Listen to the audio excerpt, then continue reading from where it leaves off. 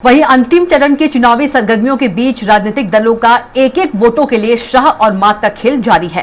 प्रदेश में नेता ताबड़तोड़ रैली और जनसभा कर रहे हैं।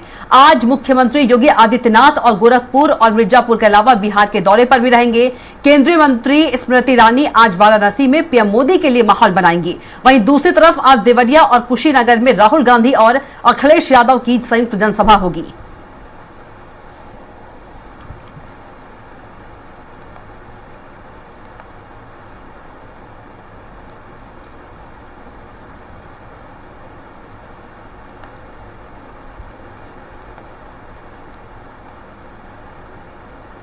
तो अंतिम चरण के लिए ताबड़तोड़ प्रचार, पक्ष विपक्ष के नेताओं का दौरा जो है वो जारी है। बता दें कि स्मृति ईरानी जो है वाराणसी में प्रधानमंत्री नरेंद्र मोदी के लिए माहौल बनाएंगी।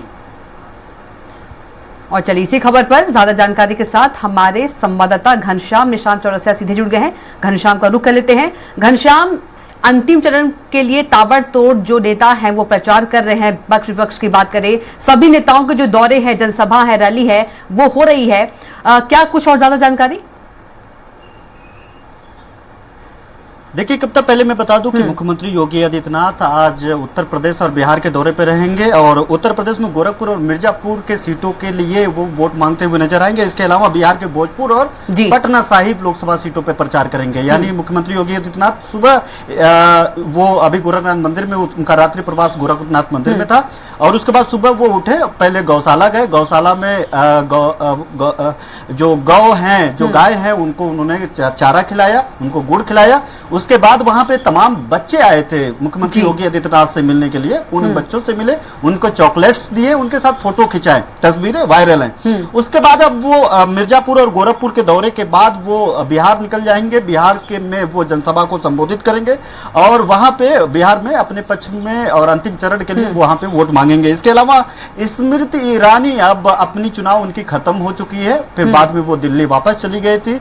दिल्ली वापस जाने के बाद अब फिर से उत्तर प्रदेश में लौट आई हैं और अब माफ करिएगा, प्रधानमंत्री नरेंद्र मोदी के लिए माहौल बनाते हुए दिखाई देंगे। यानी काशी के दौरे पर रहेंगे आज और कई कार्यक्रमों में हिस्सा लेंगे। और आज का दौरा उनका बेहद अहम इसलिए भी है क्योंकि इस चुनाव में पहली बार वो काशी जाएंगे और महिलाओं को साधने की कोशिश करेंगे। क्योंकि इसके पहले हम लोगों ने जो तस्वीर दिखाई कि वहां पे प्रियंका गांधी और प्रियंका गांधी के अलावा डिंपल यादव वहां पे एक महिला सशक्तिकरण के नाम पे महिलाओं को साधने के लिए, महिलाओं को बात करने के लिए एक बड़ा रोड शो किया था वहां पे अजय राय के लिए। तो अब जो है स्मृति ईरानी उनको जवाब देने के मार्फत वहां पे उतरेंगी। इसके अलावा काशी में इनके दौरे के अलावा अगर बात करें तो राहुल अखिलेश का आज दो संयुक्त रैली है। दोनों बड़ी रैलियां हैं देवरिया और कुशीनगर में। ये देवरिया और कुशीनगर में अगर बात करें तो ये सीएम योगी आदित्यनाथ का गढ़ माना जाता है। गोरखपुर जिले के जस्ट बगल वाले जिले हैं और यहाँ पे भारतीय जनता पार्टी का कब्जा कह सकते हैं कि पिछले 2-3 चुनाव से भारतीय जनता पार्टी के खेमे में रहा है। कांग्रेस के कई तमाम बड़े नेता यहां से निकले हैं। आज के दिन में वो सारे तमाम जो नेता हैं, बड़े नेता थे, वो भारतीय जनता पार्टी के खेमे में शामिल हो चुके हैं। ऐसे में भारतीय जनता पार्टी का वहां पे मजबूती से चुनाव लड़ा जा रहा है। देवरिया की अगर कुशीनगर की बात करें तो कुशीनगर लोकसभा क्षेत्र में 5 विधानसभा होती है। 5 विधानसभा जो है वो भारतीय जनता पार्टी के पाले में है। यानी वो 5 सीटों पे भारतीय जनता पार्टी का कब्जा है। तो ऐसे में वहां पे मामला जो है भारतीय जनता पार्टी के फेवर में दिखाई दे रहा है। लेकिन वहां से उस सीट से स्वामी प्रसाद मौर्य एसएसबीएस पार्टी से वहां से ताल ठोक रहे हैं, वहां से चुनाव लड़ रहे हैं और वहां पे बसपा भी पूरी तरीके से जोर आजमाइश करने में लगी है। और कांग्रेस का कभी गढ़ भी हुआ करता था वहां पे आरपीएन सिंह के दौर में। तो ऐसे में कांग्रेस के बेहद वोटर्स भी वहां पे मूल वोटर्स भी हैं। तो ऐसे में वहां की जो लड़ाई दिलचस्प हो गई है और आज जो है अखिलेश यादव और राहुल गांधी वहां पे संयुक्त रैली करते हुए दिखाई देंगे। कमोबेश ऐसी ही स्थिति देवरिया सीट को लेकर के भी है। देवरिया में भी राहुल अखिलेश का आज संयुक्त रैली होगा। तो आज अगर रैलियों की बात करें तो आज बेहद महत्वपूर्ण है। लेकिन इसके पहले की घटनाक्रम की बात करें कि कल भी लगातार जो है काशी से लेकर के पूर्वांचल के उन सीटों पे जहां पे मतदान होने हैं कई घटनाक्रम सामने आया। जिस तरीके से भी कुछ देर पहले हमारे संपादक बता रहे थे कि वहां पे नारद राय को लेकर के काफी गहमागहमी रही, वहां पे उलटफेर रहा। उसके बाद अमित शाह खुद वहां पे पहुंचे, वहां पे समीकरण को साधने में वो लगे हुए हैं। एक एक वोटरों को अपने पाले में लाने की हर वो कोशिश की जा रही है, जिस कोशिश से अंतिम चरण का जो मतदान 13 सीटों में उत्तर प्रदेश में होने वाला है, वो अधिकतम से अधिकतम उनके अपने पाले में, चाहे वो पक्ष हो चाहे वो भी पक्ष हो, सभी लोग इस जोर आजमाइश में लगे हुए हैं। कल फिर अमित शाह उत्तर प्रदेश के दौरे पर रहेंगे और सोनभद्र जैसे तरीके जो सीटें हैं भारतीय जनता पार्टी का, जहां पे बेहतर माहौल है, उन माहौल को और मजबूत करने की कवायद रहेगी। कल भी एकदम ताबड़तोड़ रैलियां है, वहां 2 से 3 दिन का अभी वक्त बचा है अंतिम चरण के मतदान को लेकर के, और इसी के साथ ही साफ हो जाएगा कि उत्तर प्रदेश के जरिए केंद्र की सत्ता पे काबिज होने वाली कौन सी पार्टी है, सबसे ज्यादा सीटें किसके फेवर में, किस तरफ जनादेश जा रहा है, किस तरफ माइंडेड जा रही है, और ये सब साफ हो जाएगा। उसके पहले हर लोग ये दावा कर रहे हैं और हर लोग अंतिम चरण के लिए ये साबित करने की कोशिश कर रहे हैं कि जो अभी तक का माहौल है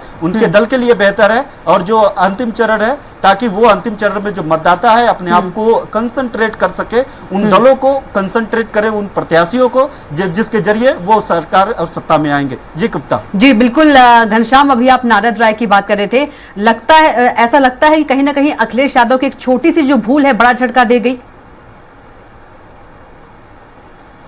देखिए, ये तो जो तस्वीरें मीडिया में आती है उसके इतर भी बहुत सारी कहानियां होती हैं जब वहां लोकल की बात करते हैं। तो अब एक मौका था और ये इस घटनाक्रम को इतनी आसानी से नहीं समझा जा सकता है कि उन्होंने एक छोटी सी चूक किया। नारद राय का नाम नहीं लिया, क्यों नहीं लिया, ये तो अखिलेश यादव जी जानते हैं और नारद राय जी जानते हैं। और नारद राय नाम नहीं लिया, उसके तुरंत बाद अमित शाह उनके घर भी पहुंच गए। इतनी जल्दी ये सब सारे घटनाक्रम इतनी जल्दी हुई, तो ये ऐसा कतई नहीं कहा जा सकता है कि ये चूक है।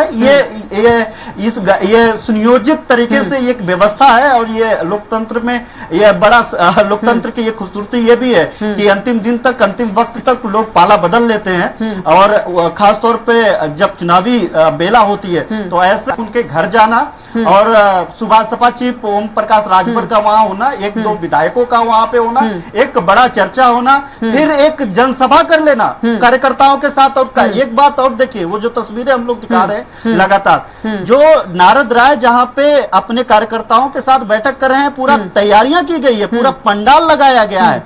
मतलब ये चूक हुआ और पंडाल लग जाए, ये पहले से प्लानिंग थी, ये भी तो इतना आसान नहीं। मतलब तैयारियां पहले से की जा रही थी, व्यवस्थाएं पहले से थी, बस उनको एक मौका मिला और उन्होंने उस मौके को दस्तूर बना लिया और पाला बदल लिया। बोला कि जय श्री राम और समाजवादी पार्टी एक साथ नहीं हो सकते, मैं जय श्री राम भी बोलूंगा और देश को, दुनिया को जो आगे बढ़ा रहे उनके साथ मैं जाऊंगा। तो जाहिर बात है कि भारतीय जनता पार्टी का कुछ ही देर में आधिकारिक तौर पर वो दामन थाम लेंगे। जी कप्तान। बिल्कुल घनश्याम, तमाम जानकारी के लिए आपका बहुत ही धन्यवाद।